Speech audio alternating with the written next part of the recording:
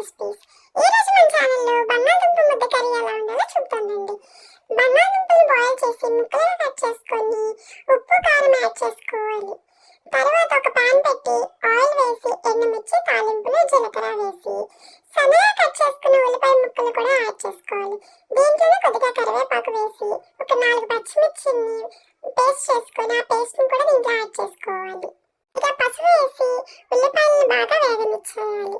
దీంట్లో ఒక 2 స్పూన్స్ అల్లం వెల్లుల్లి పేస్ట్ కూడా వేసి పచ్చివాసన పోయేంత వరకు ఉంచి దీంట్లోనే ముందుగా కలిపి పెట్టుకున్న బంగాళదుంప ముక్కలను కూడా వేసుకోవాలి.